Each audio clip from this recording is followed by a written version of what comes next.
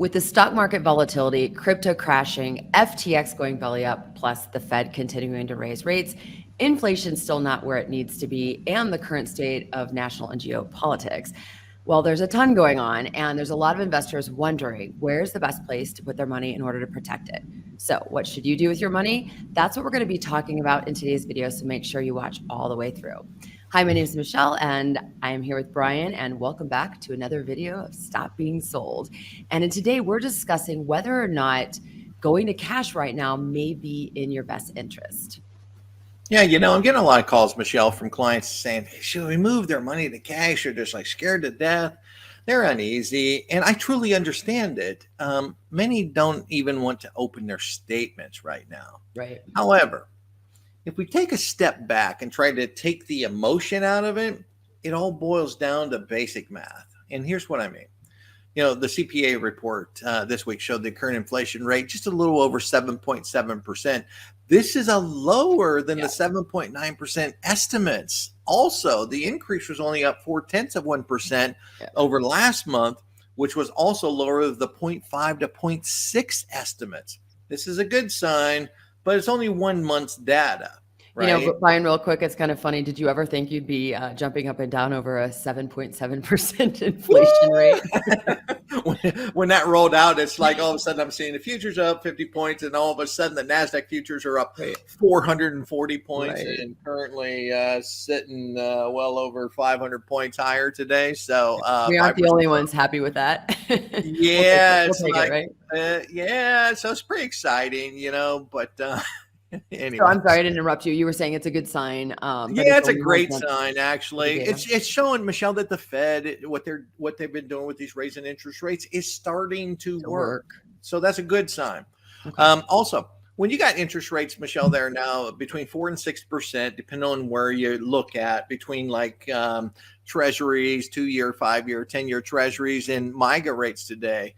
So it's exciting to see higher rates, because for over a decade now, we've seen some of the lowest rates in history. Plus, savers are finally earning some money. Finally, right? Yeah, think about this. You can get over 4%, Michelle, in a 2, 5, and 10-year treasury, and that's great rates compared to the last decade. So if you're seeing better rates and you're thinking you should get out of the market and go to cash, you need to take in consideration that inflation is eroding the purchasing power of your cash. Remember that. The price of everything is higher right now, and supplies are low, which could lead to even higher prices in the short term. Sure.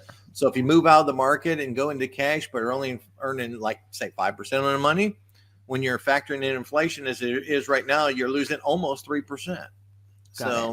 Even if you roll your money into, let's say, a MIGA, Michelle, you might get 5.5 to 5, maybe 5.5% right now for up to 5 years. So. Sure, but it's still not. You're still losing. So like you said, it really does boil down to math. Figure out how much you'd be earning versus inflation rates, etc. True rates of return. Here's the question: If going to cash, if someone does the math, and going to cash isn't the best way right now, best thing for them right now, what are investors to do? Yeah, history has shown that stocks can lead you out of high inflation rates. For example, the S&P 500 has averaged a 10% rate of return over time, which is higher than the nearly 7% or 7.7% inflation rate we were at. So also during times of high inflation, energy, healthcare, commodities, even gold have done better. Think about this for a minute. Look at today's CPI number. Right. When that CPI number hit, the market skyrocketed higher. If you were not in the market, you missed out on a 5.5% move in the NASDAQ 100 today only.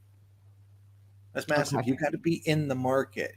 And they say most people miss out on these types of returns when the market does start to recover, Michelle, is because they were out of the market and they're trying to time when they get into the market. Right. Well, and also there's a lot of, there's a lot of emotion. It's funny. I've been reading a lot of historical data on, how many times what the market's done in various recessions and this, that, and the other, right? Because historical data does not necessarily tell us what's going to happen this time, because this time is different, but also there's a trend there. There's a pattern. There is. So we can rely on that. But and how us as just as human beings, we feel like everything is so different now than in the past, which it does appear that way, but really we're probably not feeling any different than people have felt in other, bear markets and really volatile markets. So here's my question with that.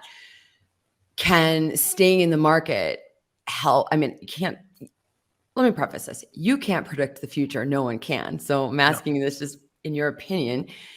Can staying in the market help investors actually make some money in this current environment if they stick with it?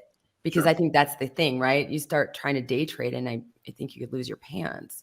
Well, yeah. And that's a zero-sum game. Right.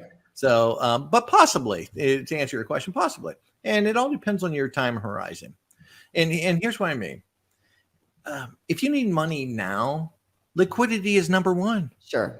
You need to keep up to 6 months of your total expenses liquid and easy accessible. Right. Okay. Okay. But if you're starting to need money in 3 to 5 years from now, maybe add some long-term good quality stocks with a good track record right now. Start dipping into it.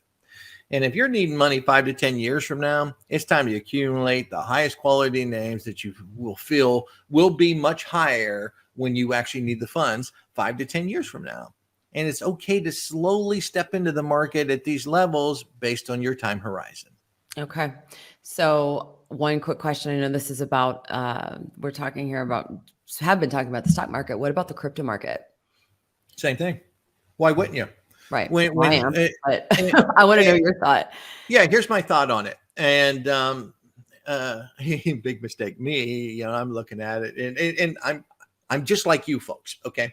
I have my own portfolio. Right. And it's like, okay, so I'm watching all the volatility the last couple of days, and it's like, okay, do I step in here?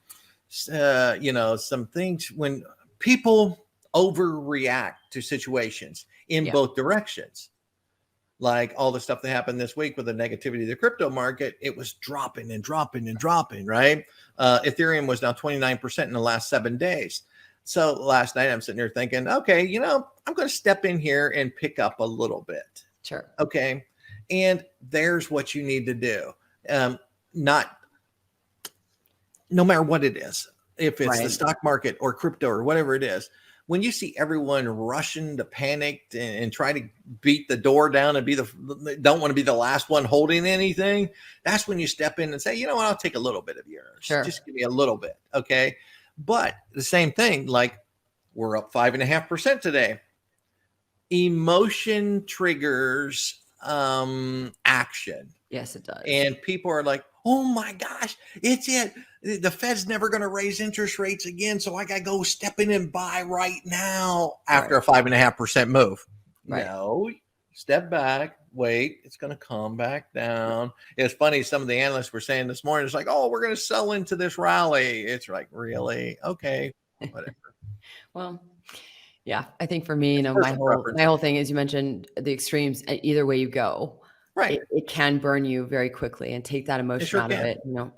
I'm dollar cost averaging all the way down is what I've been doing, and using that's the key right there. A way for accumulation. If you truly believe, sorry to interrupt. If you truly believe, based on your time horizon, that the price where it is now, whether it's stocks, bonds, crypto, whatever it may be, if you truly believe that if I need the money 5 years from now and I'm thinking, oh my gosh, this is a bargain, I'm going to buy this today, then you're going to buy a little bit at a time. Buy some, step in. Yeah. Yep. And I think part of that too is like having a plan. What do you want? What are you looking to do? How much money do you have each month to invest? And, the one thing I want to just go back to before we wrap up this video, you mentioned if liquidity is your number one thing, stay liquid. Stay liquid. I've been burned so many times by that's a plan. That's a plan. Don't deviate from that plan because you need them funds. Exactly. All right. So here's the thing. We're going to wrap up this video. Thank you, Brian, so much. If you like the content, hit that like button. Don't forget to subscribe. And we're going to drop a link in the pinned comment and description below on our CDs, The Best Way to Save right now. So make sure you check that out. Good point. Yeah. A lot of questions in that space right now too. So. For sure. 100%. And if you're uncertain about what's going on in the markets, if you're a little bit nervous, not sure where to do your money, make sure to subscribe because Brian and I are putting out videos every day to help consumers just like you make the best informed decision about your financial future. Definitely. All right. Until next time. Thanks, Brian. Thanks, everybody. Thanks, everyone. Have a great day.